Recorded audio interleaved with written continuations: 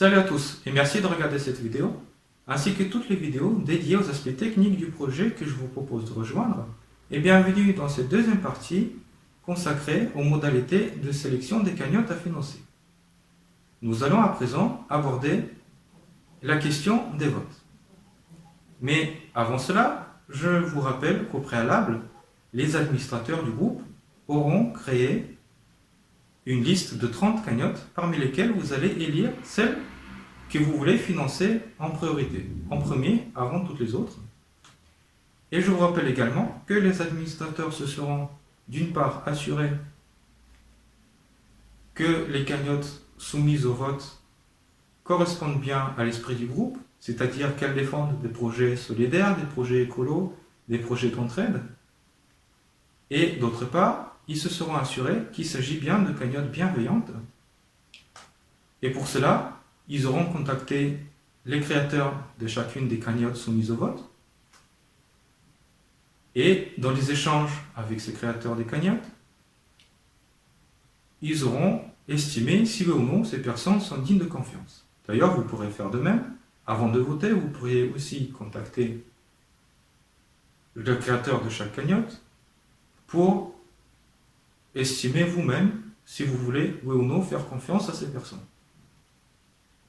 Comment va se passer le vote? Eh bien, comme d'habitude, il faudra attendre le feu vert avant de voter et avant de prendre connaissance des cagnottes. Ce feu vert sera donné par les administrateurs du groupe, une fois que ces derniers auront publié un post pour chacune des 30 cagnottes soumises au vote. Et évidemment, chaque post contiendra le lien qui va vers la page de la cagnotte.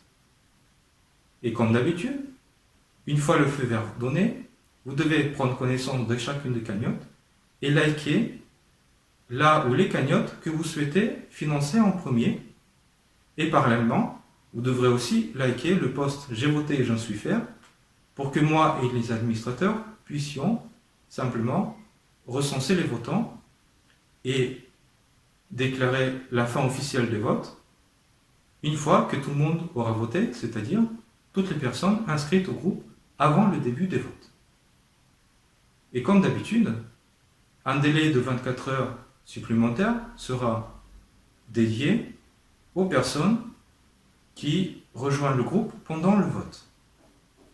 Ces personnes-là, je le rappelle, pourront voter jusqu'à 24 heures après la fin officielle des votes. Passé ce délai, une nouvelle photo de couverture de groupe va annoncer cette fois-ci la clôture définitive des votes. Et plus personne ne pourra voter.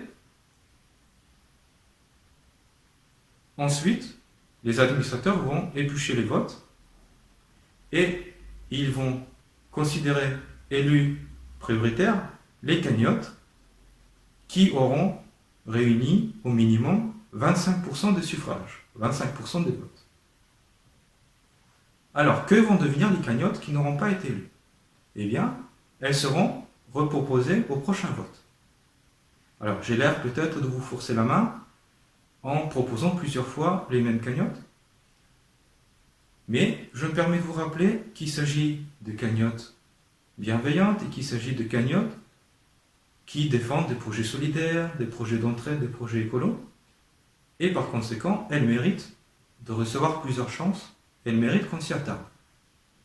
Mais comme je ne peux pas non plus proposer indéfiniment des cagnottes dont personne ne veut, eh bien, j'ai pensé à un compromis.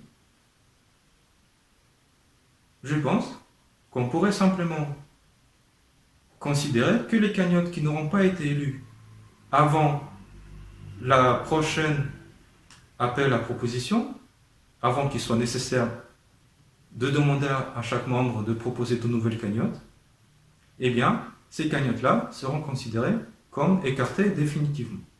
Mais j'ai pensé à autre chose. On pourrait, avant de commencer un nouvel appel à proposition, on pourrait prendre ces cagnottes et les soumettre à un autre vote, au cours duquel chaque membre va liker là où les cagnottes qui souhaitent écarter définitivement.